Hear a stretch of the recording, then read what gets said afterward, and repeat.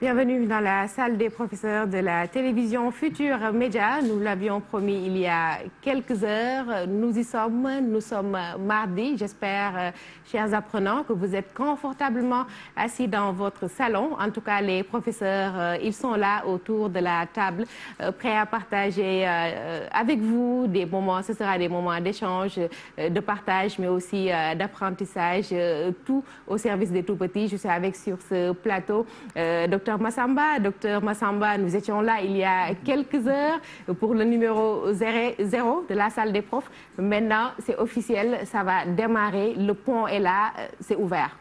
Mais oui, c'est extrêmement ouvert, c'est une véritable salle des professeurs avec ce que j'appelle l'espace de repli du savoir, où les professeurs reviennent, sortent des classes et échangent entre eux des points les plus difficiles, les points les plus pointilleux. Et nous voulons que les élèves assistent à ce dialogue-là et que de ce dialogue-là, ils tirent aussi des moments qui vont les replonger vers le cahier. Je m'excuse auprès de tous les élèves qui pensaient qu'ils allaient dormir pendant 15 jours. Non, vous n'allez pas dormir pendant 15 jours. Nous allons vous accompagner pendant 15 jours. Et comme on a dit, moi, je félicite cet espace-là, vraiment que la TFM nous offre, nous enseignants, pour participer. Parce que nous ne sommes pas des médecins. Nous ne pouvons pas soigner, nous n'avons pas tout l'argent qu'il faut pour acheter, faire des dons. Nous n'avons pas le pouvoir de la parole, des guides religieux pour donner des consignes. Mais nous avons quelque chose d'essentiel, des moyens de construire de l'humain.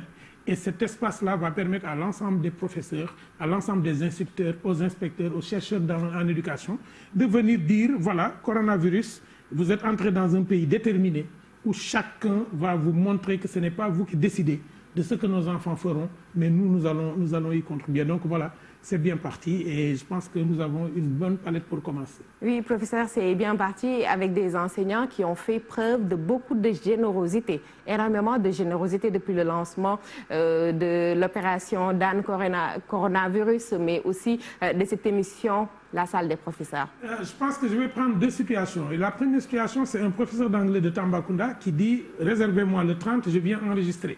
Et il donne la leçon qu'il va faire. De Tamba à Dakar. De Tamba à Dakar. Il dit « Je viendrai à Dakar le 30, réservez-moi, je viendrai pour enregistrer ». La deuxième situation, c'est un professeur de Kaffrine qui dit « Réservez-moi le 20, je serai à Dakar pour enregistrer ». Les autres situations, c'est la centaine de professeurs, la centaine d'enseignantes, la centaine d'instituteurs et les associations qui appellent tous pour dire « nous devons appuyer ce projet-là ». Mais le plus important, ce sont ces parents qui commencent à appeler pour demander l'heure de diffusion. Je ne peux pas remercier les enseignants parce que je sais profondément ce qu'il y a dans la salle des profs. Je sais la volonté de ces enseignants-là, mais je suis extrêmement surpris de cet engouement-là qui montre qu'ils veulent donner. Ils veulent donner et je pense que le problème, c'est comment faire pour que tout le monde passe. Ce sera votre grand défi, vous qui êtes la reine de cette salle des profs-là. Voilà, dans chaque salle des profs, on a une grande dame qui coordonne, qui gère le social, qui règle les problèmes, ce sera vous. Donc moi, je vais vous repasser tous les téléphones que vous m'avez passés. Mais je dis du fond du cœur, du fond du cœur, du fond du cœur, merci à tous ceux qui sur Facebook, sur Twitter, sur LinkedIn, sur Instagram, ont repris le post qu'on a fait hier et qui est devenu viral. Merci, merci du fond du cœur. Et nos enfants le valent. Mais vous aussi, vous valez un grand merci. Voilà, merci beaucoup, docteur Massamba Gueye, des professeurs qui ont fait preuve de générosité. Et parmi ces professeurs, une dame, une grande dame, Madame Goudiaby. Madame Goudiaby, merci d'avoir répondu à l'appel, à l'invitation de la campagne Dan Corona à travers l'émission La salle des professeurs. Merci beaucoup. Juste préciser que vous êtes professeur de français. Oui, effectivement, Asto. Merci à vous. Merci à tous les collègues avec qui je partage le plateau. Merci aussi à tous les apprenants qui sont en train de nous suivre. Et je commencerai d'abord par magnifier cette initiative qui est vraiment à saluer. Et je dis que c'est juste pour gérer une situation de crise, mais je me dis que c'est un projet qui doit être pérennisé. Parce qu'au-delà de cette crise que nous sommes en train de gérer, il va falloir savoir vraiment accompagner. L'éducation au cœur. Oui, mais accompagner surtout les élèves, les enfants, à travers les émissions télé. il y a trop de musique, il y a trop de folklore. Il faudra parfois savoir leur faire passer le temps de façon utile. Le professeur a dit tantôt que nous sommes en train de compatir, c'est-à-dire de participer à notre manière en combattant le corona avec le fameux coronavirus. Je dis que nous ne soignons pas parce que nous ne sommes pas des médecins. Mais je dis que si, nous soignons, mais autrement. Parce qu'à mon avis, l'ignorance est une maladie. Et nous qui sommes là et qui sommes là en train de partager ce que nous avons, parce que ça, la générosité. C'est presque la mère des mots. C'est ça. Et quand on parle de générosité au Sénégal, on pense au plan pécuniaire ou bien financier. Non, la générosité, c'est le fait de partager ce qu'on a dans le cœur et dans l'esprit. Donc, bienvenue à tout le monde. Partager, merci beaucoup Madame Goudiaby. Avoir le sens du partage, avoir le sens de la transmission, c'est capital. Je pense aussi c'est partagé par Monsieur Mbaye, professeur de physique-chimie au lycée des Parcelles Assainies. Monsieur Mbaye, merci d'avoir répondu à l'invitation de la télévision Futur Média. Effectivement, je pense que c'est ce sens de partage qui nous anime, parce que nous, étant enseignants, nous avons ça dans le sang. C'est qu'on ne sait que partager. Et rester pendant 3 semaines sans partager, c'est comme s'il y avait quelque chose qui manquait en nous. Les intellectuels sont très généreux, dit-on. Voilà, parce que même on le dit, hein, le savoir, c'est la seule chose qu'on peut partager et en gagner davantage.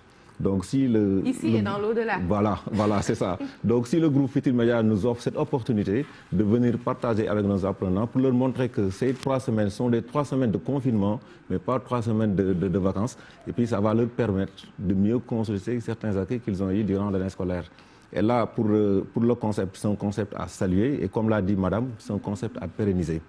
Et clarifier aussi que si nous sommes ici, ce n'est pas en quelque sorte pour essayer de remplacer ce que le professeur fait en classe, mais c'est d'aider les élèves à s'orienter, à adopter une meilleure méthode pour la maîtrise des connaissances et mieux aussi pour la consolidation des connaissances qui ont été acquises. Donc une fois de plus, au nom de tous les professeurs, là, nous disons merci à la TFM et ça nous permet aussi de montrer une autre facette de l'enseignant. Parce que souvent, de maintenir le contact entre l'élève et l'enseignant. Mais c'est extrêmement important parce que la rupture, ça peut amener à une perte de repère au moment de la reprise. Et on ne sait pas, on souhaite que cela ne dure que 3 semaines. Mais laisser les élèves 3 semaines sans les pousser à se requinquer dans les trucs, dans les connaissances, moi je pense que ça peut créer des problèmes. Il faut qu'ils restent dans le bain, il faut qu'ils se sentent à l'école. C'est ça. Et nous pensons que ce que nous allons faire ici va les intéresser et va capter leur attention. J'espère bien. Merci beaucoup, Monsieur Mbaye. Il va tout à l'heure nous parler de physique et de chimie. Juste à côté de lui, un autre enseignant, formateur si vous préférez. Il s'appelle Monsieur Damsek. Monsieur Sek, merci d'avoir répondu à l'invitation de la télévision Futur Média. Merci beaucoup, Astou, pour l'invitation et surtout aussi remercier le professeur Massamba qui a eu à me contacter et je pense qu'on ne le décevra pas par rapport à ses attentes. Et surtout aussi vous féliciter par rapport à la trouvaille. C'est une belle trouvaille parce que vous êtes au cœur du numérique éducatif. Et à ce niveau, la rupture, c'est que l'enfant peut faire son cours à 8 heures s'il le veut, à 10 heures et même à minuit. Parce que lorsque ce cours sera implémenté dans le net, il pourra revoir ça le nombre de fois qu'il voudra et aux heures qui lui plairont. Donc je pense que rien qu'à ce niveau, vous avez déjà décroché le jackpot. Donc soyez-en félicités.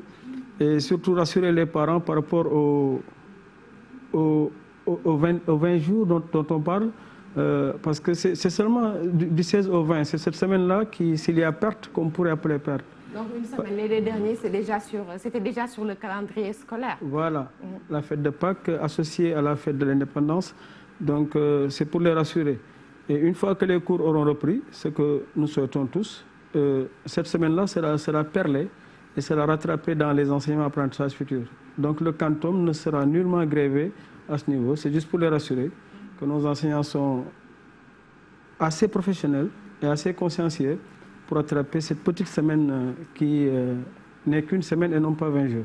Merci beaucoup, monsieur Damsek. Et je pense, docteur Massamba, nous allons rester avec lui parce qu'aujourd'hui, il est sur le plateau pour nous parler de résolution de problèmes en classe de CM2. N'est-ce pas? C'est bien ça, monsieur Seck? À la 3e étape. À la 3e étape, d'accord. Donc, à vous, la craie. Ouais. Malheureusement, il n'y en a pas, mais bon, on peut y aller avec le tableau. Je pense, monsieur Seck est formateur, mais aussi inspecteur de l'éducation. À vous la parole, s'il vous plaît. Merci beaucoup. Je pense que la résolution de problèmes à la 3e étape, et, si vous voulez, c'est le CM1 et le CM2 pour le non-initié. Ce que nous pouvons dire aux enfants qui sont restés à la maison et le dire aussi à leurs parents qui voudraient des fois les aider, c'est juste que le dire d'abord que le problème, c'est son nom qui signifie problème, mais ce n'est pas difficile. Parce que c'est seulement à part de ce niveau, à part de ce moment, il y a un blocage psychologique qui s'opère. Donc c'est comme celui qui nage, celui qui vole et celui qui marche. Donc il ne faudrait pas dire que voler est beaucoup plus perfectionné que la marche. Quelle doit être l'attitude de l'enfant face à un problème? Oui, bon, leur dire tout simplement aux parents, aux professeurs que c'est le même appareil locomoteur qui est utilisé, autant qu'on vole ou on nage ou on marche. Donc la difficulté n'est moins dans la marche ou dans le vol. Donc ce qu'il faudrait dire aux enfants, c'est que face à n'importe quel problème, il suffit déjà de le lire attentivement. Pour lire ce problème-là, quel est l'objectif? Il s'agit, si vous voulez, d'identifier les données. Parce que dans un problème, il y a des données qui vont aider l'enfant à résoudre le problème. Et c'est cela qui va être la première partie de notre intervention. C'est-à-dire, quelles sont les données dans un problème. Et sur ces données-là, nous allons voir, par exemple, il y a les données numériques. Je vais écrire doucement. Et les données non numériques. Je donne un exemple. Quand je dis, par exemple, chaque jour,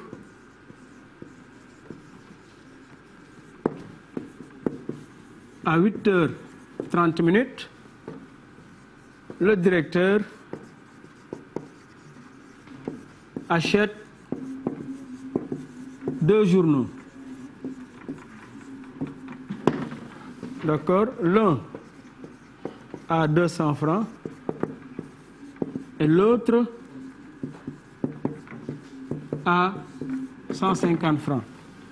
Je dis quelle est sa dépense hebdomadaire. S'il n'y a pas de journaux le dimanche, s'il n'y a pas de journaux le dimanche. Donc, que nous soyons au CM1 ou au CM2, ça c'est un petit énoncé, mais c'est presque dans tous les problèmes maintenant. Donc ici, cet enfant-là, chers élèves, ce que vous devez voir tout de suite ici, ce n'est pas parce que nous voyons un chiffre dans un problème que forcément ce chiffre va entrer dans la résolution de mon problème. Donc ici, 8h30 n'entre pas dans la résolution du problème. Donc la première chose, c'est d'identifier les données qui vont m'aider à résoudre. Donc l'enfant peut-être commencera peut-être à faire un choix. 8h30, il y a un 8 ici, il y a un 30 ici, mais on n'est pas dans les nombres complexes par rapport à ce qu'on me demande. Qu'est-ce qu'on me demande? La dépense hebdomadaire. Donc ici, il y a une autre donnée qui est non numérique, mais la non prise en charge de cette donnée peut pousser l'enfant à fausser le problème ou bien l'aider à trouver la résolution. Parce que si je ne sais pas que hebdomadaire renvoie à semaine et que semaine renvoie à 7, hebdomadaire égale 7, là je suis dans une donnée qui n'est pas chiffrée, ce qu'on appelle la donnée non numérique. Cette phrase-là, il n'y a pas de journaux le dimanche.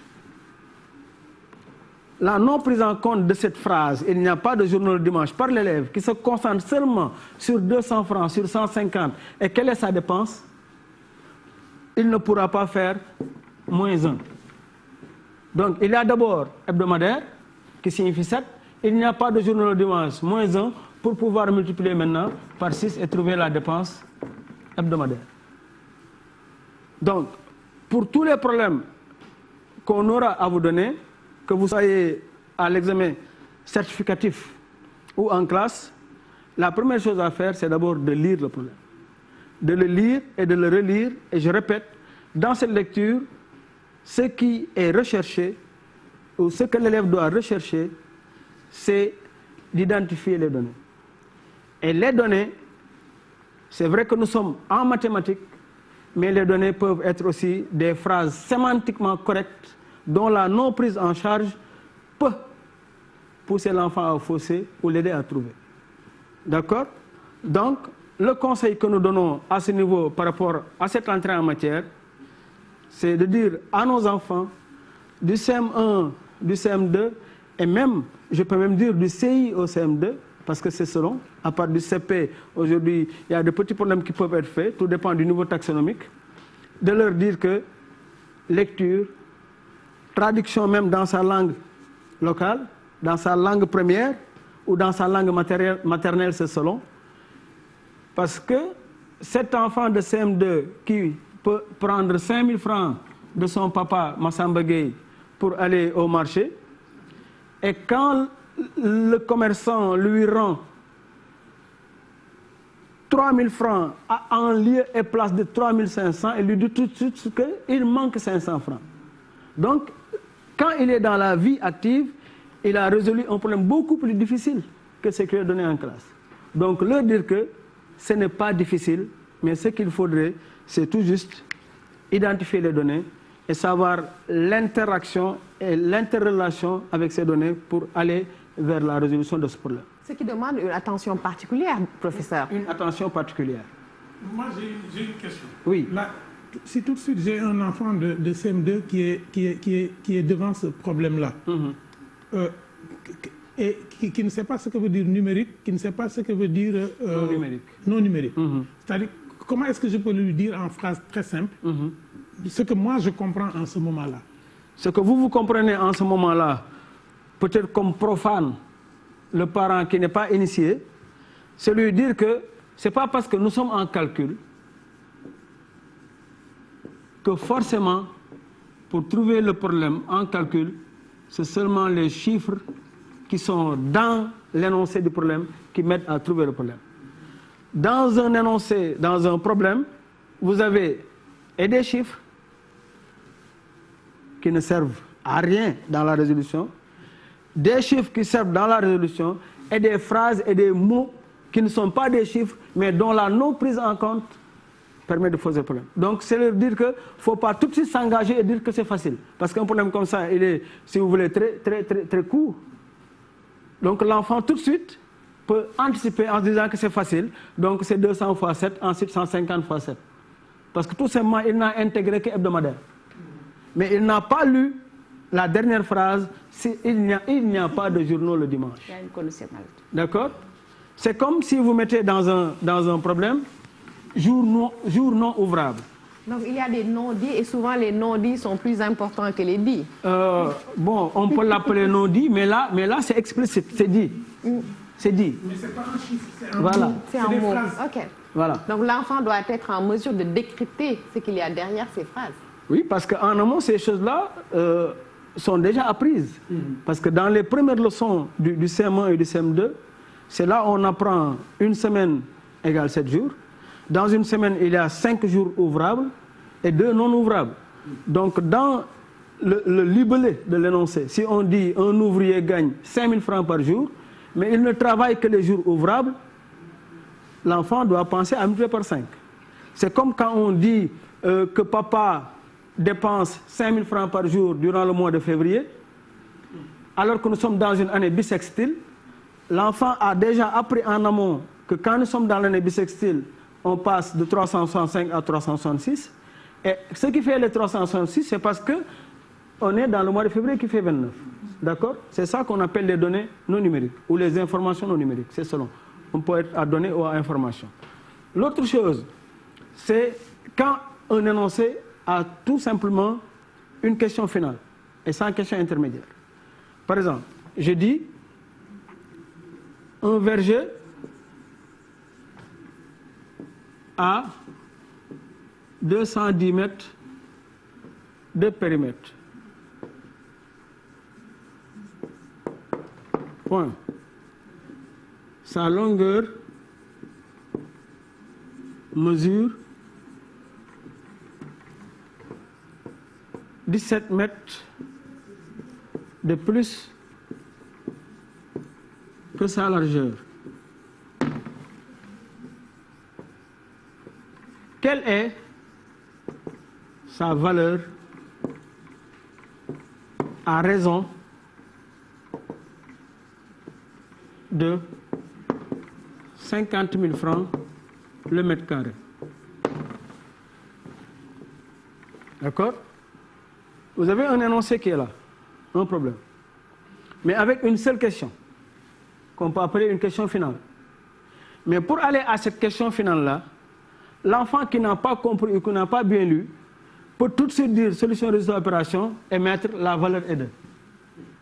Et essayer d'utiliser soit 17, soit 210 pour aller trouver la valeur. Parce qu'ici, il n'a pas fait attention aux questions dites intermédiaires. Et je pense que ça vous renvoie à Soumen, peut-être dans vos souvenirs de CM2. Vous pouvez tout de suite ici voir les questions intermédiaires. Il faut d'abord ici, là nous avons le périmètre, donc il faut d'abord le demi-périmètre, d'accord? Et quand vous trouvez le demi-périmètre... La largeur, ou bien? Le demi-périmètre d'abord, parce que le demi-périmètre c'est la longueur et la largeur. Soit vous le matérialisez comme ça, ou bien vous faites longueur, vous faites largeur. D'accord? Mais la longueur, tout ce que nous savons, c'est que la longueur a 17 mètres de plus que la largeur. Donc pour pouvoir faire un partage équitable, il faut d'abord enlever la différence. Vous enlevez la différence, vous faites le partage équitable et vous ajoutez les 17. Et vous avez la longueur. Donc il faudrait ici, au préalable, avoir le demi-périmètre, avoir les dimensions et calculer quoi? Mètre carré nous renvoie à quoi ici? À la surface. À la surface. Donc, c'est à partir de la surface qu'on pourra multiplier la surface par les 50 000 pour trouver la valeur de ce terrain. Donc, que les élèves aussi fassent attention et même ils pourront s'exercer à la maison parce qu'aujourd'hui, c'est vrai que nous sommes dans l'entrée par les compétences, mais les situations, on peut les trouver même dans Auriol-Séguier. Ce n'est pas révolu. On peut les trouver dans le calcul quotidien. Aujourd'hui, ce qui a changé, c'est tout simplement cet apprentissage à intégrer. Mais les situations n'ont pas changé. Quand on parle de contexte dans ce que nous faisons actuellement, le contexte n'est rien d'autre que la situation habillée. Parce que ce que les parents devront comprendre pour aider les enfants, c'est que les problèmes qu'ils leur donnent doivent leur parler. Vous ne pouvez pas parler à un enfant qui habite Gitir, Sorokhosap ou derrière le Ndjegueniao, parce que vous avez tiré une situation dans le calcul quotidien qui parle d'embouteillage, de pharmacie Guigon, de crise strident, ça ne lui parle pas. Donc, vous pouvez conserver les mêmes chiffres de cet énoncé, mais en contextualisant, en parlant de Tchadjaï, de Ndjegueniao, de charrette, de champ de mil, etc., etc. Donc, vous voyez un peu ici, un verger à 210 mètres de périmètre, sa longueur mesure 17 mètres de plus que sa largeur. Quelle est sa valeur à raison de 5 000 francs le mètre carré? La première chose à faire toujours, nous l'avons dit tantôt, c'est après la lecture, identifier les données. Chaque donnée a un nom. L'enfant doit se dire d'abord, que signifie 17? Il essaie de réfléchir. 17 c'est quoi? 17, bon, selon ces mots, peut-être il peut dire, c'est ce que la longueur a de plus que la largeur. Ou bien un enfant un peu plus élaboré peut dire que c'est la différence entre la longueur et la largeur. Et il met de côté. D'accord? Que signifie 210? Il identifie. Il sait que 210, c'est le périmètre. Et pour pouvoir calculer la surface, parce que ça le renvoie à surface mètre carré, pour la surface, c'est longueur fois largeur. Et longueur fois largeur, ce sont les dimensions. Donc je ne pourrais pas aller jusque-là quand je n'ai pas les dimensions. Donc le préalable dans tout problème qu'on vous donnera, chers élèves, c'est de lire d'abord, mais en lisant, de prendre note, en lisant, d'identifier les données. Et se dire que ce n'est pas toutes les données qui sont utilisables dans la résolution du problème. C'est comme l'ancien truc, on parlait d'une case 404 qui aurait quitté Dakar à telle heure, et certains élèves avaient utilisé 404 dans la résolution du problème. Donc, évitez que, chers enfants, que toutes les questions qu'on vous pose, vous dites qu'il y a forcément une solution. Maman a acheté 1 kg de riz, calculez le nombre de grains de riz dans 1 kg. D'accord? Donc, si on ne passe pas par ces choses-là, cela peut dérouter les enfants et leur dire, enfin, d'éviter de penser que quand on dit le reste, c'est la soustraction. Je termine par ça. D'accord? Parce que quand on dit que professeur Massamba vous donne 500 francs, l'autre te donne 400 francs, tu dépenses une certaine somme, combien il te reste? Quand tu dépenses tout ce que tu avais, pour avoir le reste, il faut additionner les deux dons. D'accord? Et ici, reste renvoie à une addition et non pas à une soustraction. Donc, inviter les élèves à éviter, à partir de la somme ou du produit ou du reste, de penser qu'à chaque fois qu'on dise reste, c'est soustraction, somme, c'est addition, etc. Car quand on intervertit les données, ça peut les dérouter. Donc, la résolution de problème, c'est voir les interactions entre les données et comment les mettre en corrélation pour aboutir à une solution. Merci beaucoup, Monsieur Seck. Voilà, je pense que Dr Massamba, c'est bien clair. Ça demande beaucoup d'attention, une lecture précise, mais aussi un niveau de langue. Parce que si on ne sait pas ce que veut dire hebdomadaire ou bien hebdo, on ne saura pas que c'est 7 jours. Oui, mais c'est ce qui est bien, c'est-à-dire qu'il y a des prérequis. À partir du moment où l'élève arrive en CM2, il y a un certain vocabulaire qui est déjà installé. Et ce qui est bien, c'est que les parents peuvent reprendre cette séquence-là et régler deux questions. C'est-à-dire que tout ce qui est ce qu'ils appellent littérature, tout ce qui est littérature n'est pas dépourvu de chiffres, et tout ce qui est chiffres n'est pas à mettre dans le calcul. Et ça, c'est hyper important pour un élève de CM2. À chaque fois qu'il verra maintenant un problème, il doit se dire, voilà, tout ce qui est chiffre ne doit pas être dans le calcul, mais tout ce qui n'est pas chiffre peut me donner des chiffres. Et ça, je pense que moi, c'est ce que je retiens. Malheureusement, mon maître de CM2 était très bon, mais il aurait dû m'expliquer les choses comme ça. Peut-être qu'aujourd'hui, j'aurais été prof de maths.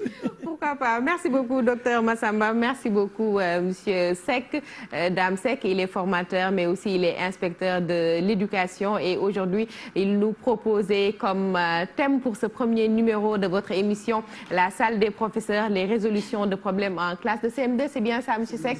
Merci beaucoup. Je pense que c'est bien clair pour vous, tout petit en classe de CM2. J'espère que vous avez pris bonne note et que vous allez essayer, peut-être sans les notes, de refaire le même exercice. Je pense que c'est bien possible. Et pourquoi pas avec l'aide des parents ou bien du grand frère ou bien de la grande sœur. Maintenant, nous quittons les mathématiques pour les lettres avec Madame Lalla Aïcha Fall Goudiaby. Madame Fall, encore merci d'avoir répondu à notre invitation. Et avec vous, nous allons parler d'exercices littéraire. Vous faites référence, j'imagine, à la dissertation, aux commentaires de texte, au résumé. Voilà, merci Astou. Effectivement, quand on parle d'exercice littéraire, on pense effectivement à la dissertation, au résumé suivi de discussion et aux commentaires de texte. Mais aujourd'hui, je porte mon choix sur le commentaire de texte en classe de terminale. Et Pourquoi le commentaire de texte? Souvent, les élèves fuient le commentaire de texte. Oui. Ils préfèrent la dissertation des élèves comme moi parce que bon, c'est beaucoup plus libre, c'est beaucoup plus open. Très bien. Moi, quand je corrigeais les épreuves du baccalauréat, je faisais le tri. pour voir quels sont les élèves qui ont porté leur choix sur la dissertation, ceux qui ont porté leur choix sur le résumé et le commentaire. Et en général, je commençais par le commentaire parce que je me disais que voilà les élèves qui ont au moins un niveau et qui osent. Et ça me donne vraiment de courage et beaucoup d'enthousiasme pour aller vraiment corriger.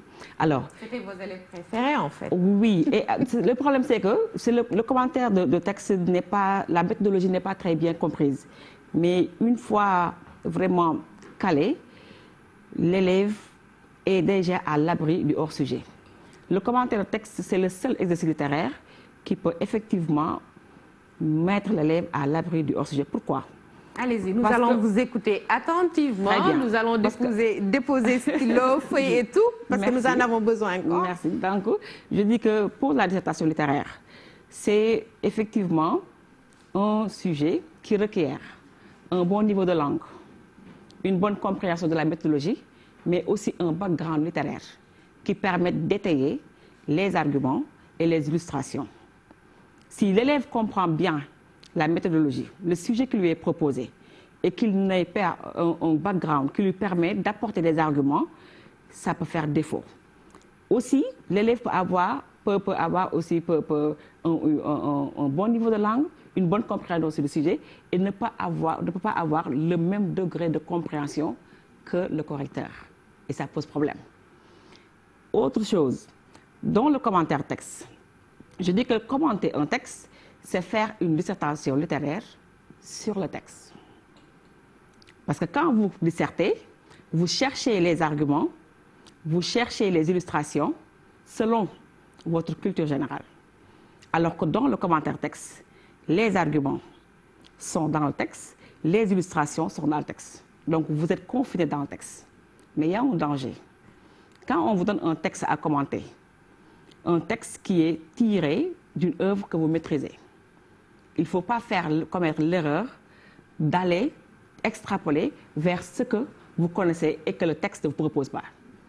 Il faut être strict, se limiter aux informations que vous livre le texte. Maintenant, comment il faut faire le commentaire texte?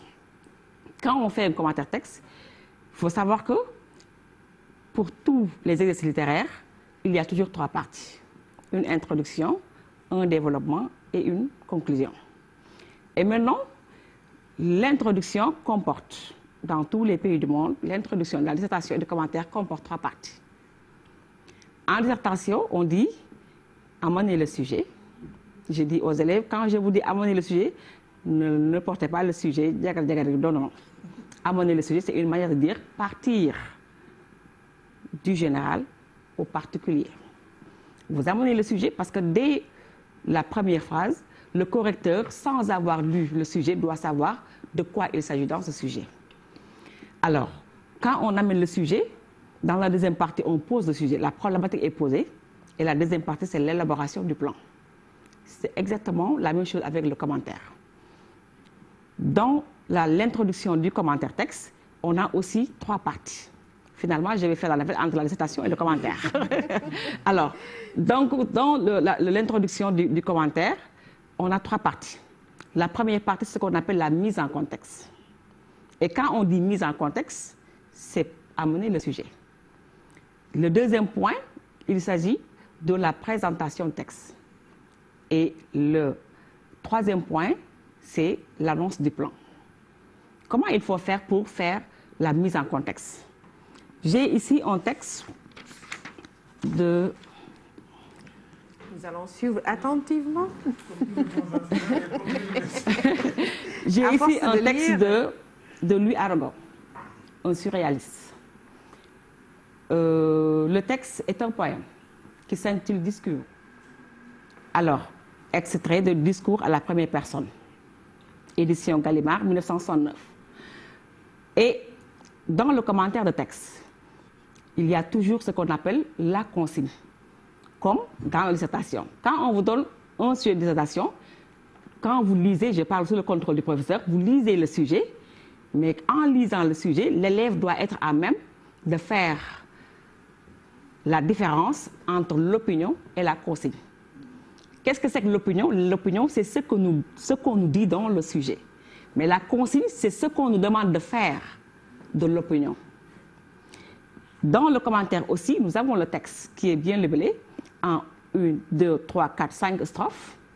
Mais après le texte, nous avons la consigne. On vous dit, faites de ce texte un commentaire suivi ou composé. On est en évaluation. Le professeur qui vous corrige doit savoir est-ce que l'élève a porté son choix sur le commentaire suivi ou bien sur le commentaire composé. Où se situe la différence pour les élèves qui regardent? La différence se situe au niveau de la troisième partie. Si vous choisissez le commentaire suivi ou le commentaire composé, les deux premières parties se font de la même manière. La mise en contexte, c'est que sans avoir lu le texte, sans avoir même vu le texte, on doit savoir que dès la première phrase consistant à faire la mise en contexte, on doit savoir que ce texte-là est un texte de Louis Aragon. Je dis à l'auteur, pour éviter, le texte est tiré de, que vous avez fait depuis l'école élémentaire, il faudra commencer par décliner l'identité de l'auteur. Et ça fait original. Attention, je disais à mes élèves, je suis là pour vous accompagner pour décrocher le bac. Le bac, oui, mais moi je réclame la mention. Et pour cela, il faudra le faire avec la manière. Il faut une certaine originalité. Très bien. Quand l'élève vient en parlant de Louis Aragon, surréalisme. On sait que le surréalisme, c'est un courant littéraire que nous avons au XXe. Et pour comprendre le surréalisme, non seulement il faut savoir ce que c'est que le réalisme, mais aussi il faudra par ricochet avoir quelques notions sur la philosophie. Parce que c'est un courant littéraire qui est purement philosophique. Avec les Paul Éluard, Jean-Paul Sartre, et j'en passe. Alors, maintenant pour la première partie, en faisant la mise en compte, en parlant de Louis Aragon, on revient sur le titre de l'ouvrage d'où le texte est tiré. Donc, on donne des informations sur l'auteur, sur l'ouvrage, mais aussi sur le courant littéraire, juste pour amener le sujet. Et maintenant, dans la deuxième partie, on fait ce qu'on appelle la présentation de texte. Le texte qu'on nous soumet, qu'on nous a soumis comme attention, est-ce que c'est un texte? C'est quel type de texte? Un poème, un texte théâtral ou bien un texte narratif? Et maintenant, si c'est un texte poétique, il faudra décliner le nombre de strophes. Est-ce que c'est un sonnet? Est-ce que c'est un texte poétique en prose, comme le fait Senghor? Ou bien, en tout cas, dire quel type de texte est-ce? Et maintenant, donner l'idée générale du texte. Et en parlant de l'idée générale, on fait allusion au titre. Parce que déjà, le titre est un indice par rapport au contenu du texte. Déjà, on est dedans. Et on est en train de lire l'introduction sans voir le texte. Le correcteur doit savoir de quel type de texte on a à faire.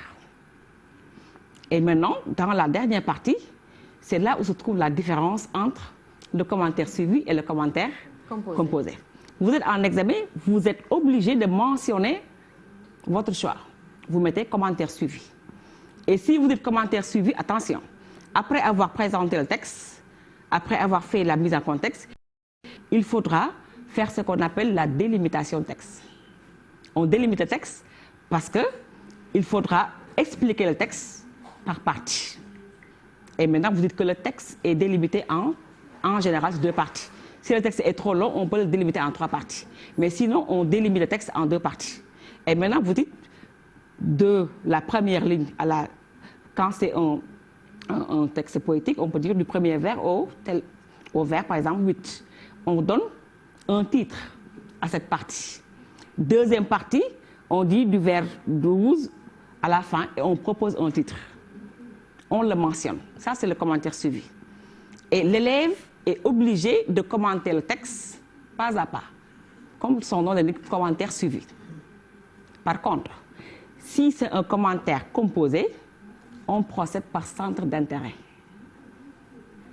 On fait la formule la plus simple. le commentaire composé. Parce que commenter un texte mot à mot, ponctuation après ponctuation, ce n'est pas du tout aisé. Et l'élève a tendance à répéter, à dire ce que l'auteur a mieux dit que lui. Parce que quand on commente un texte, on ne vous demande pas ce qui est dit. On vous demande comment et le comment. Pas le pourquoi, mais pas le quoi, mais pas le comment. Vous avez compris? Donc, avec le commentaire composé, en élaborant le plan, l'élève doit faire la délimitation au brouillon. Parce que quand vous délimitez, vous proposez un titre. Maintenant, ce sont les titres-là que vous allez utiliser pour annoncer les centres d'intérêt. La délimitation, c'est en fonction des idées générales qui sont développées. C'est sur quelle base cette délimitation? Parce qu'en général, quand vous lisez le texte, il y a un enchaînement des idées. Et à un moment donné, il y a une ponctuation qui vous indique que voilà où s'arrête la première idée émise par l'auteur. Parfois aussi, il y a des connecteurs logiques qui dirigent le mouvement du texte. D'abord, ensuite, ou bien c'est pas ça? Voilà. Ça, je garde ça encore en tête, mais bien. tout le reste est déjà parti. Très bien. Maintenant, quand vous faites l'introduction, en passant par la mise en contexte, la présentation du texte, l'élaboration du plan, vous faites maintenant le développement. Et avec le développement, l'élève est tenu par respecter ce qu'il avait annoncé dans le plan. Impérativement. Ça doit être une suite logique.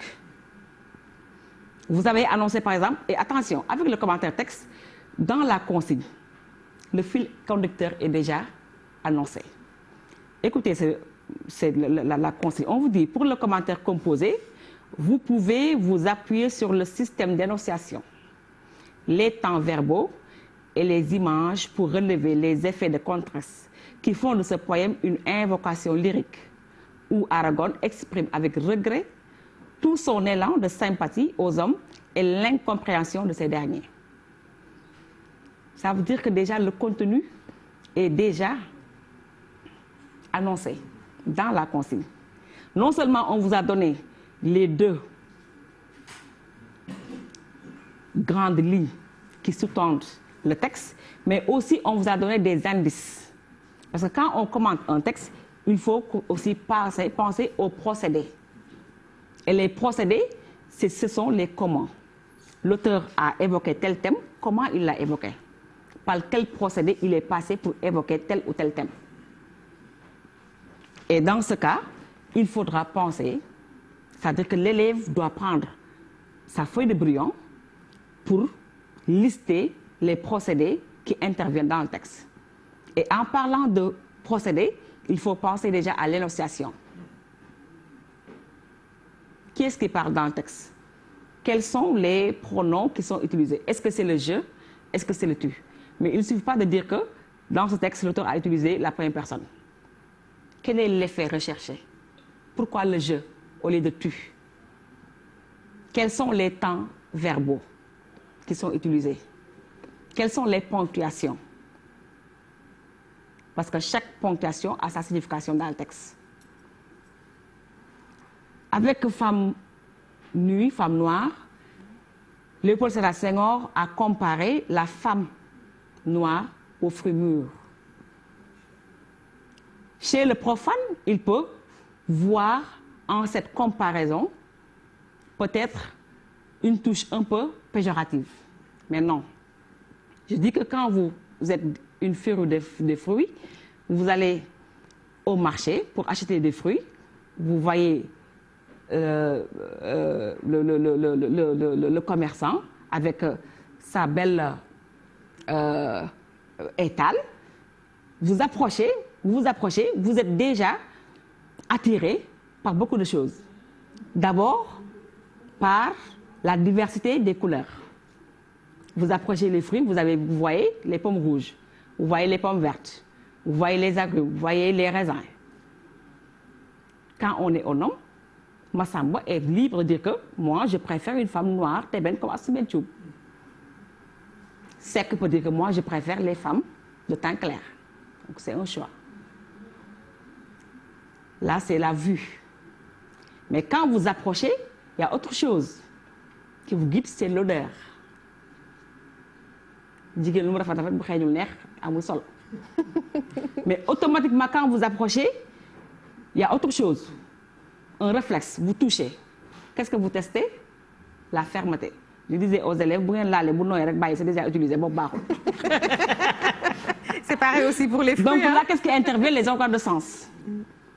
La vue, l'odorat et le toucher. Donc même ces organes de sens interviennent dans le commentaire de texte. Parce que attention, quand vous allez à la conclusion, il y a une partie où l'élève doit donner son impression. Donc il faut se mettre quelque part dans la peau de l'auteur. Très bien. Très bien. Alors, dans le développement, vous avez des outils qui doivent intervenir pour enrichir le commentaire. Il ne suffit pas de dire qu'Arago a dit « je l'ai voulu tant ». Non. Dans chaque strophe, il y a des éléments, des outils qui doivent être exploités. Les outils que je viens de lister. La ponctuation, le temps, l'énonciation, les organes de sens. Et c'est ce qui fait que le commentaire soit riche. Et maintenant, en suivant le fil conducteur que vous avez annoncé au niveau de l'introduction, vous donnez des arguments qui confirment ce que vous aviez annoncé, mais aussi des exemples tirés du texte pour illustrer vos arguments. Il faut partir du texte et revenir au texte. Au texte. On ne sort pas du texte. C'est pourquoi je dis que c'est le seul exercice qui vous met à l'abri du hors-sujet, parce que tout est dans le texte. Et dans la première partie, vous faites cet exercice-là, argument, centre d'intérêt que vous annoncez, argument, exemple. Pour chaque centre d'intérêt, vous devez normalement donner un argument et des exemples. Mais après, dans la première partie, vous donnez un centre d'intérêt, un argument, deux exemples. Deuxième, vous mettez un centre d'intérêt dans la même partie, un autre argument, exemple. Maintenant, vous faites une transition. Une transition qui consiste à rappeler les grandes lignes de la première partie et annoncer le centre d'intérêt 2. Vous êtes toujours dans le texte. Toujours dans le développement. Toujours dans le développement. Et maintenant, arrivé à la conclusion, je ne peux pas m'attarder parce qu'on a juste 15 minutes. Oui, arrivé à la conclusion, les trois grandes parties sont déjà, l'élève doit décliner, c'est-à-dire les enseignements tirés du texte. Parce que chaque texte a sa particularité, sa richesse, le style, mais aussi ses enseignements. Le texte est riche parce qu'il donne ses impressions, selon. On peut donner un avis défavorable, ne pas partager la même opinion que l'auteur? Oui, même on peut donner, c'est-à-dire son avis par rapport à la longueur du texte ou bien à la complexité du lexique utilisé. On donne son impression carrément. Quand on donne automatiquement les enseignements, automatiquement on donne son impression, ça va de pair. Et maintenant, en conclusion de la dissertation, on dit perspective. L'élève doit ouvrir le sujet, c'est-à-dire relancer en posant une question ou bien en posant un débat qui pourrait faire l'objet de notre sujet. Mais dans le cadre du commentaire, on fait ce qu'on appelle l'intertextualité. Ça veut dire quoi? L'élève doit chercher dans son background quel texte pourrait être comparé à ce texte qu'il vient de comparer, de commenter. Par exemple, ce texte-là, où Albatros, où Louis Aragon nous parle de la fonction du poète, qui doit être un guide, qui doit être un éclaireur, qui doit parfois même jouer le rôle de prophétie vis-à-vis de son peuple. Un visionnaire. Mais parfois qui est incompris. C'est le même cas avec Albatros. Automatiquement, l'élève peut faire un clin d'œil à Albatros, Charles Baudelaire, pour faire la comparaison et ouvrir les vannes. Merci beaucoup, professeur. C'était enrichissant.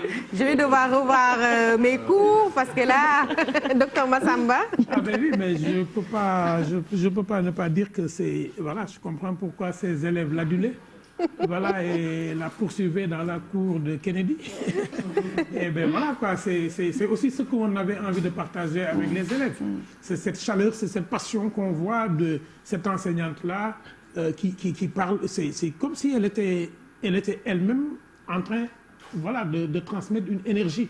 C'est que quand on voit un jour de tennis qui joue, ça hargne ses cris, vous accroche. Mais là, elle vient de nous montrer que la littérature est mathématique. elle est logique. Elle fonctionne sur une impression, mais l'impression doit se fonder sur un argument.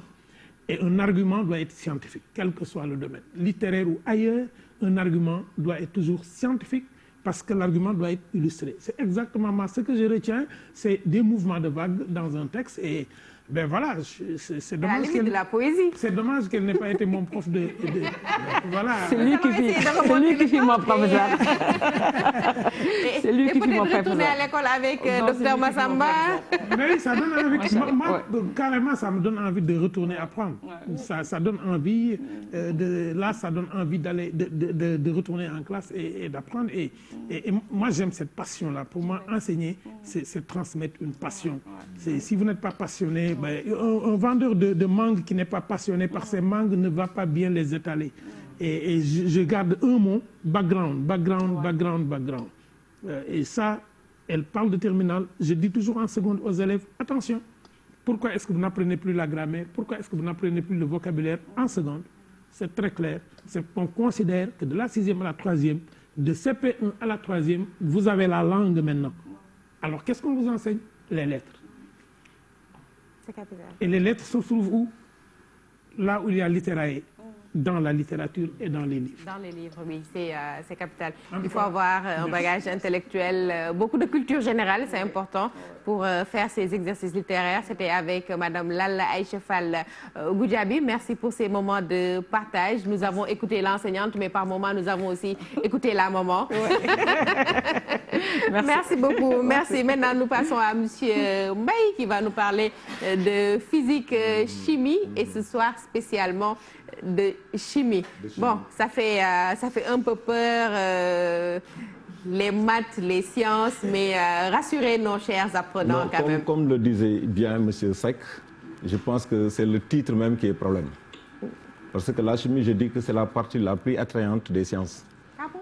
Oui, parce que ce sont des choses, on nous apprend des choses qui sont liées à notre vécu.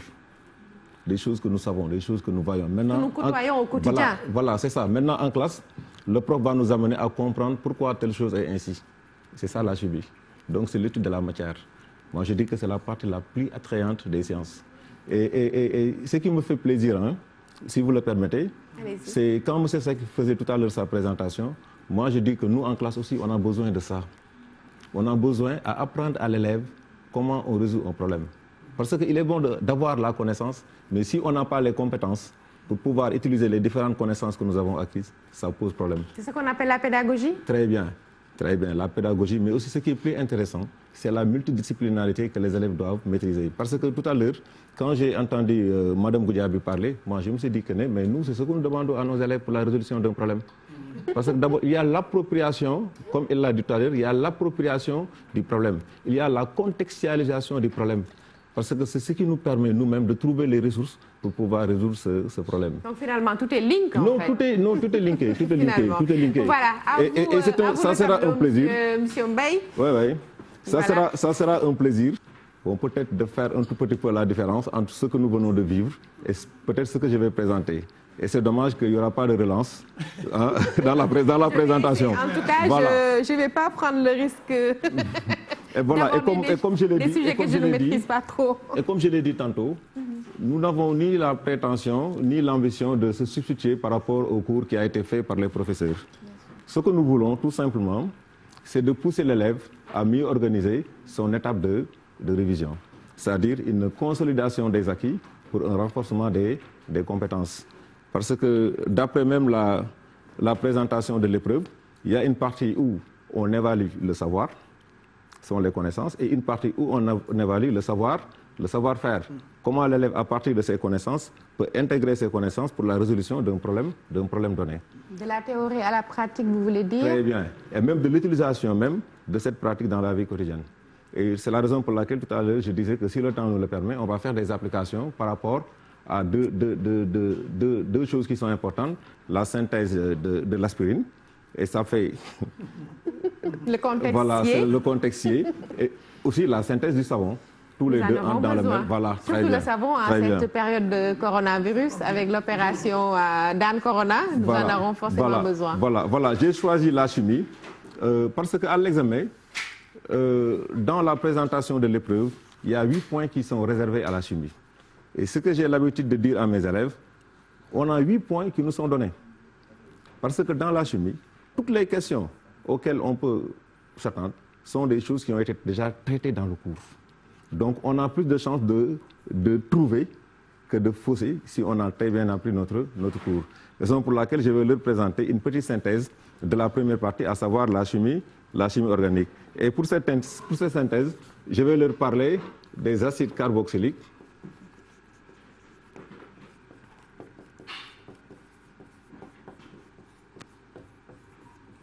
Je laisserai le soin à professeur Massamba de faire les relances. Et les composés dérivés. Et comme le temps nous est un tout petit peu compté, je vais le faire sous la présentation d'un tableau. Et dans ce tableau, là, je vais présenter les composés. Là, je vais donner leur structure. Et là, on va donner la nomenclature, c'est-à-dire comment on les nomme. Parce que la première difficulté que l'élève va rencontrer, c'est de pouvoir se dire, ce composé que nous avons ici, il s'agit de quel type de composé, quelle est la fonction chimique qui prédomine dans ce composé. Donc c'est la première étape qu'il faudra résoudre, c'est-à-dire être capable d'identifier le composé que nous avons. Donc nous allons présenter ici le composé. Et maintenant, ce composé, comment il est structuré? C'est-à-dire quel est le groupement qui permet à chaque instant de dire que voilà tel composé que nous avons. Maintenant, une fois que nous sommes capables d'identifier le composé, de présenter la fonction chimique dominante dans ce composé, nous devons être capables de pouvoir nommer ce composé. Et après tout ça, on va voir quelques étapes de la synthèse de ces composés. D'abord, pour les acides carboxyliques. Bon, pour nos parents qui assistent à ce cours, c'est un cours ouvert. Pour les acides carboxyliques, je peux parler de l'acide acétique. L'acide acétique, c'est le composé principal du vinaigre. Le vinaigre que vous utilisez à la maison pour agrémenter un tout petit peu les sauces. On a l'acide acétique. Comment elle se présente? Elle se présente sous cette forme R, CO, OH. R étant un radical alkyle, parce que je vais présenter que les composés saturés. R étant un radical alkyle, l'élève sait que le radical alkyle R est sous la forme CnH2n plus 1. Que représente C? C'est l'élément carbone. N, le nombre de fois que nous avons l'élément carbone dans la molécule, l'hydrogène, et 2n plus 1, le nombre de fois que nous avons l'élément hydrogène dans la molécule. Exemple, l'acide acétique dont je parlais tout à l'heure, CH3COOH. Voilà l'acide qui donne au vinaigre son aigreur, l'acide acétique. Et comment on le nomme? Le schéma qu'on utilise, c'est acide alcanoïque. On nous a appris en classe de première comment nommer un alcane. Qu'est-ce qu'on fait? On élague le E de l'alcane et on remplace par le suffixe oïque pour dire que voilà l'acide que nous avons. Pour celui-ci, on a un alcane à 2 atomes de carbone, on le nomme éthane. Éthane. Pour nommer l'acide, on met le mot acide devant, on élague le E, on enlève le E, on remplace par oïque. Ça donne l'acide éthanoïque. Et le nom usuel utilisé, c'est l'acide acétique. Si vous prenez une bouteille de vinaigre, vous allez lire au niveau de l'étiquette, on a mis l'acide acétique. Voilà pour les acides carboxyliques. Après, il y a les dérivés. Les dérivés, c'est quoi? Ce sont des composés qu'on tire à partir de l'acide acétique. Et parmi ces composés, il y a ce qu'on appelle les chlorures d'acyle, qui ont pour structure RCOCl. Donc, chers élèves, on doit retenir que à chaque fois que nous rencontrons ceci dans une molécule, on dira que la molécule que nous avons ici, c'est un chlorure d'acyle. Et ce chlorure d'acyle, on va le montrer plus tard, dérive de l'acide carboxylique. Là, vous voyez bien, ici au départ, on avait le groupe hydroxyle OH, qu'on ne retrouve plus, qui est remplacé par l'atome de chlore. Et ce chlorure d'acyle, pour le nommer, on dira, à la place du mot acide, on va mettre le mot chlorure. Tout à l'heure, on avait acide. On remplace par chlorure. On garde le même préfixe, alcane. C'est-à-dire, on part du nom de l'alcane. On remplace cette fois-ci la terminaison oïque par la terminaison oïl. Donc, l'élève doit retenir que pour nommer un chlorure d'acyle, et c'est important, on part du nom de l'alcane, on élague le E de l'alcane, qu'on va remplacer par le suffixe oil, précédé du mot chlorure. Un exemple, si je prends CH3COCl, là vous voyez tout à l'heure j'avais ici un H, là j'ai un Cl. Pour le nommer, Assou, à la place du mot acide, on aura le mot chlorure, j'imagine. très bien, chlorure. Et à la place d'éthanoïque, à la place du suffixe oïque, on va mettre le suffixe oil. Donc on aura très bien, on aura chlorure d'éthanoïque. Ça c'est le premier dérivé. Le deuxième dérivé que nous allons présenter, ce sont les anhydrides. Les anhydrides d'acide. D'abord, dans anhydride, Madame Goudiaby, nous avons le suffixe an qui est un suffixe privatif. Hydride veut dire quoi? Renvoie à l'eau. Très bien. Donc cela veut dire que c'est un composé qu'on obtient à partir de l'acide en éliminant une molécule d'eau. Donc on prend une molécule d'acide, bien entre deux molécules d'acide, on va éliminer entre ces deux molécules une molécule d'eau. Le composé qu'on obtient, c'est un composé qui n'a plus d'eau, on dit que c'est un anhydride d'acide. Et il va se présenter comme ça, RCOO, COR. Voilà ce que nous aurons. Là, vous voyez, si je pouvais vous expliquer les différentes étapes, on a RCOOH, l'un des acides. L'autre RCOOH, l'autre acide. Celui-ci va libérer OH et celui-là va libérer H. Ça donne H2O. Donc entre les deux molécules, on a éliminé une molécule d'eau, on dira que c'est un anhydride. Exemple, je donne ça, CH3COOCOCH3. Voilà un exemple d'un anhydride. Et pour le nommer, on met devant le mot anhydride. Cette fois-ci, ce n'est plus chlorure, c'est anhydride. Et on va nommer alcanoïque. Alcanoïque, ça renvoie aussi au nombre d'atomes de carbone. En chimie, tout le nom renvoie au nombre d'éléments qui sont présents dans la molécule. Donc là, on dira anhydride, comme tout à l'heure, anhydride. On a un alcane A2, c'est éthanoïque. Comme le premier. Okay. On met l'anhydride éthanoïque. Ça veut dire qu'à partir de deux molécules d'acide éthanoïque, on a éliminé une molécule d'eau, on obtient un anhydride. Mais dans certains composés, les radicaux qui sont là sont différents. On dit que là, nous avons un anhydride qui n'est pas symétrique, mais c'est un anhydride mixte. On a un radical R qui est différent du radical R'. Exemple, nous avons ceci, RCO, OCO, R'. Ou bien, si je veux, de manière concrète, CH3, CO, O, C, O, et là, je mets H.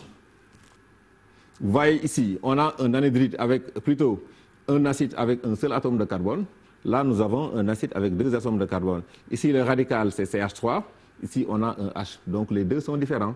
On dit que c'est mixte. Et dans ce cas, pour nommer cet anhydride, on va nommer les deux alcanoïques, mais par ordre alphabétique. L'alcane A2, c'est éthane. L'alcane A1, c'est méthane. Éthane, il y a E. Méthane, il y a M. Donc, quand on va nommer, quel est le nom qui va venir en premier lieu?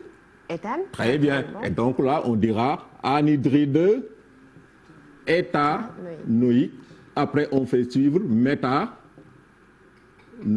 Et là, l'élève comprend, j'espère bien que vous suivez, que vous comprenez que dans le nom, on a tout simplement les composés qui sont présents ici. On a l'éthane et on a le méthane, comme ça on pourra se retrouver. Ça, ce sont les deuxièmes composés dérivés. Ensuite, c'est écrire autrement. Voilà, c'est ça tout simplement. Comme je disais tout à l'heure, là-bas on avait des données numériques, mais là on a des données qui sont codées. Et le code, l'ensemble des codes, c'est ça qu'on appelle la nomenclature. Tout simplement. Nous avons les esters. Les esters, c'est ce qui donne, comment dirais-je, au parfum leur odeur. C'est bon à savoir. Voilà, très bien. Dans les essences que vous utilisez, essence vanille, ce qui donne à l'essence son odeur, son goût, est dû à la présence des esters. Donc le parfum que nous mettons, le principal composé sont les esters. C'est ce qui fait que quand on est un tout petit peu, quand on sue, il y a contact entre l'ester et l'eau, il y a une réaction qui se fait, ce qui fait que donc l'odeur va disparaître petit à petit. D'accord. Maintenant, Donc l'eau inhibe... Très bien, l'ester. nous verrons ça après si le temps nous le permet. Donc pour les esters, exemple, eux, ils seront sous la forme R, CO, O, R'.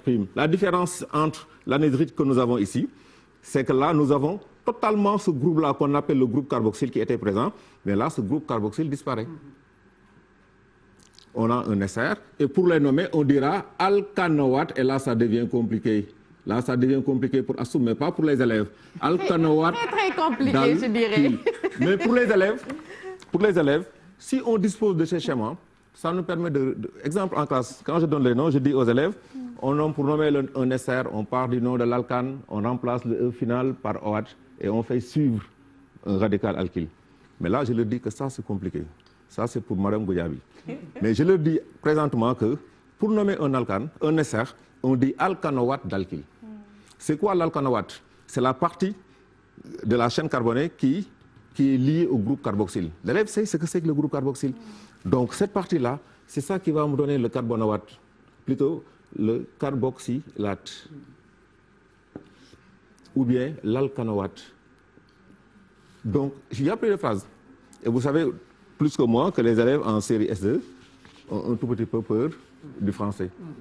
Et quand je leur dis que c'est le schéma, prenez-moi le schéma, alcanoate d'alkyle. L'alcanoate, c'est la partie qui contient le carboxyle. Le groupe alkyle est là, je l'avais présenté au début du cours. Donc il suffit d'identifier l'alcanoate, CH3, CO, O, là je mets CH3. Un alcane a 2 atomes de carbone, on l'a fait 1, 2, 3 fois, ça doit suivre, c'est... La classe, vous dormez. Un alcane. Non, là, oui, mais la classe dort là, c'est grave. Un alcane a 2 atomes de carbone. C'est l'éthane. Oui, c'est l'éthane. Très bien. Voilà, on dira donc ici éthanoate et on nomme cet alkyle de méthyle. On dira éthanoate de méthyle. L'éthanoate est là. Et le dernier groupe, ce sont les amides. En classe, il m'est arrivé, quand j'ai dit amide, vous connaissez ce que c'est amide? Un élève me dit oui, monsieur. Je dis, allez, c'est quoi? Mon nom amidal. Ou amidon. Voilà. Bon, pour les amides, eux, on distingue 3 types d'amides. Il y a les amides qu'on dit non substitués. Non substitués. Substitués, ça veut dire? Très bien. Très bien. Mais moi, ça va, je pense que... Non, c'est prof de français. Ah oui, non. Voilà. Et il y a d'autres qui sont dits substitués, c'est-à-dire remplacés 2 fois. Bon, il y a les autres qui sont mono. Voilà, très bien, mono substitués. Voilà. Et pour les amides non substitués, on a R, le radical, le groupe carboxyle qui est toujours présent, O. Et cette fois-ci, le carboxyle est lié à un groupe amino. RCONH2. La substitution se fait au niveau de l'atome d'azote qui est là. C'est l'atome d'azote qui donne le nom de l'amide. Parce que RCO, on l'a déjà vu, c'est toujours présent, c'est le groupe carboxyle. Maintenant, là, du fait de la présence de l'atome d'azote, on dit qu'on a ici un amide. Et quand c'est monosubstitué, on aura R, CO, N, H, un R par. Et on remplace ce R par R'. Là, on aura un amide qui est monosubstitué. Et si je remplace les 2 atomes d'hydrogène qui sont présents au niveau de l'azote, j'aurai ceci, R, CO, N, R', R seconde. Je mets ici 2 radicaux alkyles. On dit que cet amide est disubstitué. Et pour les nommer, l'élève doit, moi je dis qu'il est plus simple à ce niveau de travailler avec les schémas. On dira, pour le premier, on dira alcane, toujours le nom de l'alcane. On remplace le E par amide. Ce qui fait qu'en première, quand je termine le cours sur les alcanes, je dis à mes élèves, il est extrêmement important de maîtriser cela parce que plus tard, à chaque fois, le prof nous dira que pour nommer ceci, regardez tout ce que j'ai fait. Pour nommer ceci, on part du nom de l'alcane, on remplace ceci, cela. Bon, l'alcane, pour les parents qui nous suivent, un exemple d'alcane qu'on utilise à la maison, c'est le gaz. Le gaz butane. Ok. C4H10. NaCl. Il y a aussi l'essence, l'octane. L'essence, c'est l'octane. Et là, vous voyez, Massamba, quand on dit octane, ça renvoie. 8. Voilà, c'est un alcane qui comporte 8 atomes de carbone. On dit aux élèves que pour nommer, vous regardez le nombre d'atomes de carbone et on remplace par le préfixe grec, à part les 4. Si c'est 5, on dira pentane. Si c'est 6, on dira hexane. Si c'est 7, on dira heptane. C'est comme ça. Maintenant, c'est ça qui sera la base de la nomenclature en chimie organique. Parce qu'à chaque fois, le prof nous dira que pour nommer ceci, on part du nom de l'alcane, on remplace le E par le préfixe qui nous renvoie à la fonction que nous nommons. Ici, regardez, le préfixe c'est amide. Exemple, on a CH3, CO, NH2. Un alcane a 2 atomes de carbone, c'est 2, 3, 4. C'est éthane. On élague le E, on remplace par amide. Ah, pour une fois. On aura éthanamide. Asto a trouvé, bravo. Pour une fois. Maintenant, s'il Maintenant s'agit que je commence à me réveiller avec la chimie. s'il s'agit des autres, on dira N-alkyle. Le N qui est là nous indique le groupe que nous fait savoir que le groupe alkyle que nous nommons est un radical qui est fixé sur l'atome d'azote. N-alkyle. Si vous prenez les boîtes de comprimés, souvent, dans la présentation des excipients qui sont utilisés, vous voyez ces notations. Donc, on dira N-alkyle, après on va nommer l'amide, alkanamide.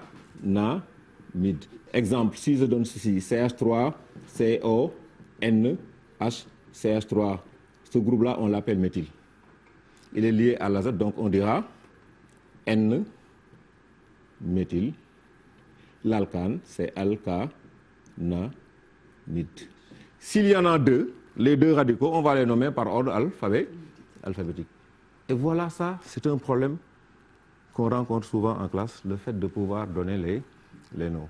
Maintenant, une fois qu'on a pu identifier le composé, qu'on peut présenter comment ce composé est structuré et qu'on peut nommer ce composé, l'étape suivante qui nous attend, c'est de pouvoir dire comment, à partir d'un acide carboxylique, qui est l'élément central, nous pouvons arriver à synthétiser les chlorures d'acyle, les anhydrides, les esters et les amides. Ce sera le prochain cours. Le prochain cours, ou bien Avec plaisir, professeur. Voilà, Au moins, voilà. je dormirai moins bête ce soir. Non, ce qui est intéressant. Mais M. Saïk, lorsque je ferai l'évaluation en classe, vous verrez que je peux faire une évaluation ici. Les questions que je poserai ne pourront être extraites de ce que j'ai présenté.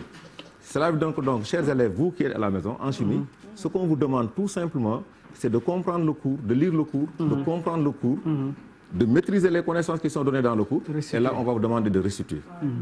Et c'est 8 points à l'examen. Et présentement, à cet instant, dans tous les établissements du Sénégal, on a déjà épuisé le programme en chimie. Il nous reste un seul chapitre. Excellent. Donc, présentement, les élèves peuvent commencer à travailler sur les 8 points. On travaille sur 8 points pendant 3 mois. Là, c'est facile de régler ces 8 points. Donc, il faut impérativement fixer ces connaissances-là. Mais bien sûr, il faut fixer ces connaissances. Et une fois ces connaissances fixées, on va essayer de travailler les compétences. Il faut qu'il revienne demain. On verra bien, docteur Massamba, qu'est-ce que ça va donner. Voilà, en tout ou bien donner aux élèves le temps de consommer et voir peut-être après-demain ou bien un autre jour. Et la pratique, c'était quoi? Il avait annoncé une pratique là. Sur je voulais le parler savon, de la si le synthèse. temps nous le permet, peut-être Voilà. avec la réalisation. Voilà, oui, c'est possible. Moi, je suis curieux de Voilà. parler d'aspirine. et de savon. Peut-être nous allons voir le savon. Le savon. Et Le peut-être la prochaine fois l'aspirine, vu avec le contexte corona. Voilà. Ce serait bien de connaître. Pour le savon, nos bonnes dames font cette expérience à la maison. Ce qu'on appelle le sabou olof.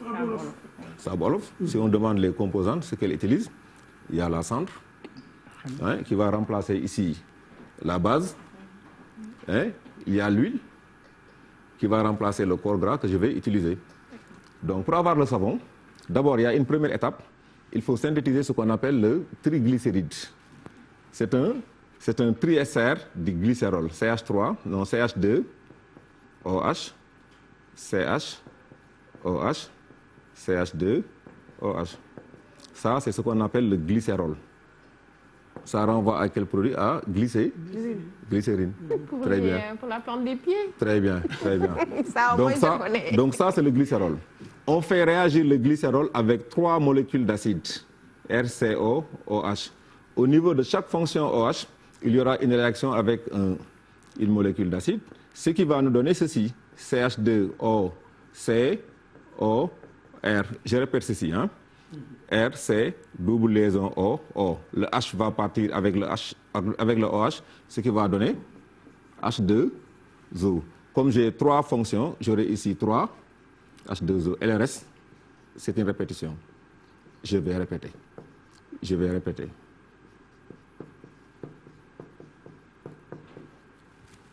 Ça, c'est ça qu'on appelle un triglycéride.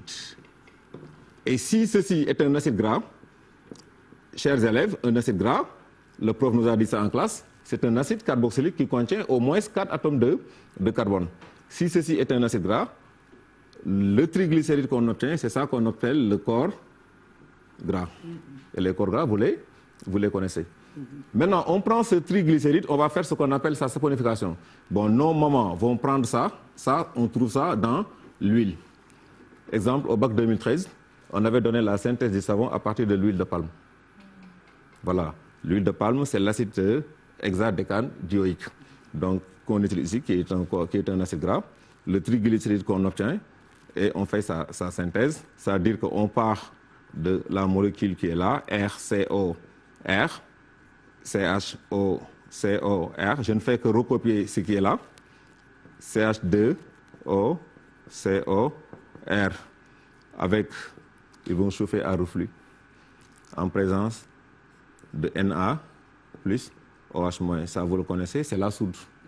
À la place, nos mamans utilisent le khémé. Quand vous manipulez ce qu'on appelle le sable olof, on a des trucs au niveau de la main. C'est dû à la présence du khémé. Bon, c'est ça qu'elle utilise. Bon, nous, à l'école, dans notre labo, si on en parle NaOH, on peut utiliser ce qu'on appelle la potasse. Et la différence entre les deux, c'est que si on part de NaOH, on aura un savon dur. Par contre, si on part de KOH, on aura un savon mou. Et c'est ça qui va donner ceci, on y reviendra. RCOO- plus Na+, ce qu'on appelle le carboxylate de cet élément qu'on appelle le sodium. Et ce carboxylate de sodium, c'est ça qu'on appelle le savon. Si nous avons ici Na+, on aura un savon dur. Si nous avons ici un K+, on aura un savon mou. Et ceci est accompagné par la synthèse, la régénération du glycérol qu'on avait au départ. Ça aussi, les corps gras, ce qu'on trouve dans les matières grasses, telles que le beurre, le lait, etc. Voilà, il y a aussi, on avait donné quelque temps en L2, hein, un problème similaire avec la biturine. Concrètement, qu'est-ce qu'on peut bien utiliser pour faire le savon? Et comment? Il faut le corps gras, qui est là. Exemple, on utilise de l'huile. Ça peut être de l'huile de palme. Ici, on peut utiliser le khémé, mais à défaut, on peut utiliser de la cendre, qui a aussi une fonction basique. Ah, très bien. Voilà, on va chauffer. On va chauffer dans un premier temps. On fait ce qu'on appelle un chauffage à reflux. C'est qu'on va chauffer, mais quand on chauffe, arrivé au-delà de 100 degrés, l'eau va s'évaporer. C'est la raison pour laquelle les femmes, quand elles cuisinent une première fois, dañuy ñëw rek suñu toggee kii bi def xorom sëpp léegi xamuñu ne ndox mi su baxee xorom si dafay léegi soo sóoree ceeb bi dafay voilà looloo tax léegi nos mamans gisoo elles mettent un tout petit peu de sel bàyyi ba dañ la naan balaa ngay sóor nga très bien voilà parce que quand on va bouillir l'eau va s'évaporer. Maintenant, pour ne pas perdre cette eau, on fait un chauffage par reflux. C'est-à-dire on va refroidir l'eau qui va revenir dans le milieu. Donc on va chauffer par reflux. Et après, quand on va chauffer par reflux, on va prendre le produit qu'on obtient, qu'on va mettre dans de l'eau salée. Vous savez qu'avec de l'eau salée, le savon ne se dissout pas. Voilà, man temps yi ma nayee temps yi ma doog a génn damay bàyyi rek bon bi ba muy fóot su ma wanee ginnaaw rek ma jël xorom si bëri ñëw sotti ko si paan bi xam nga dañuy tàmm jël saa bi bàyyi ko si paan bi comme ça day xëpp Voilà, et quand on met du sel, ça veut voilà. Et là, comme ça, voilà, très bien, faut qu'on fête. Voilà. Donc, on va dissoudre dans le savon. C'est bon à savoir, professeur, n'est-ce pas? Voilà, voilà. Merci beaucoup. Voilà, c'était merci. avec professeur Abdou Khadre Mbaye, professeur de physique-chimie à l'école, au lycée des... voilà. Et je pense que là, on est obligé, des fois en classe, pour ne pas perdre l'attention des élèves, bon, de jouer de ces astuces-là, d'agrémenter un tout petit peu, voilà, pour que l'élève, parce que sinon ça risque d'être contraignant finalement. C'est ça. Et puis un élève déteste une matière, hein, c'est parce que quand ce que le prof explique, il entre par là et sort par de l'autre côté. Et généralement, c'est en sciences physiques, parce que nous pensons qu'on a une matière complexe à enseigner. Or, moi, je dis que c'est une matière qui est très facile à comprendre. J'espère qu'ils ont pris bonne note. En tout cas, moi, par moment, j'ai eu quelques soucis à me retrouver. Mais bon, c'est normal, ça se comprend. C'était il y a quelques années. En tout cas, merci beaucoup. Merci au professeur Abdou Khadre Mbaye du lycée des Parcelles Assainies. Merci beaucoup au professeur Dame Seck, formateur, inspecteur de l'éducation. Et aussi merci à Madame Goudiaby pour ces moments de partage, ces temps forts autour d'exercices littéraires. En tout cas, ce fut un plaisir de partager avec vous ce plateau, la salle des profs, une première avec les enseignants. Mais bon, professeur Massamba, nous serons là aussi encore demain pour d'autres cours, d'autres leçons. Mais oui, évidemment, d'autres leçons dans d'autres configurations, mais on retient ceci d'essentiel, que ce soit pour le primaire, que ce soit pour la littérature, que ce soit pour les sciences. Il y a une langue dans laquelle on enseigne. Il faut faire attention à comment les mots sont écrits et on a résolu la moitié du problème. Donc que ce soit pour le primaire, comme je dis, pour tous les niveaux, faire attention, se concentrer, bien lire, bien comprendre. Et c'était l'objectif de cette rencontre. Merci, professeur Massamba. Bien lire, bien comprendre, c'est capital parce que bon, on dit que les bons scientifiques sont d'abord de très très bons littéraires et peut-être ce sera aussi le défi pour cette émission, la salle des profs. Faire des exercices, partager des leçons de cours, mais aussi avoir des défis autour de la lecture. Pourquoi pas un livre une semaine à la maison avec les parents et en 3 semaines, on aura peut-être 3 livres. En tout cas, moi j'ai déjà fait mon choix.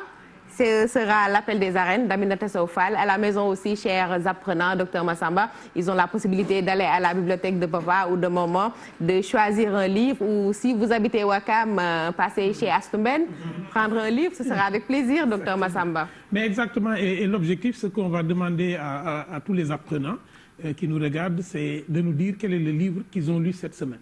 Au bout de la semaine, vous pouvez faire des vidéos, nous résumer le livre, et envoyer les vidéos sur les supports de IGFM.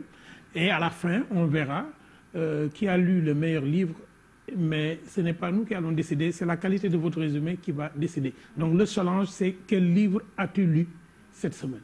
Voilà, merci beaucoup, docteur Massamba. Un livre, une semaine avec les apprenants. J'espère que vous avez bien aimé, chers apprenants, chers petits, chers amis, ces moments de partage avec la télévision Futur Média, avec aussi l'opération Dan Corona. Nous n'avons pas la possibilité d'aller à l'école, nous n'avons pas la possibilité d'être en contact direct avec les enseignants, mais la télévision Futur Média est là pour vous accompagner avec la générosité de ces chers professeurs qui ont bien voulu accepter, prendre de leur temps et venir partager avec nous. Donc nous vous donnons rendez-vous demain, mais n'oubliez pas de choisir un livre, c'est un défi. Nous allons nous donner la main, essayer de se battre, essayer de bien travailler à l'école pour faire plaisir aux parents afin que leur sacrifice ne soit pas vain. Chers apprenants, rendez-vous demain.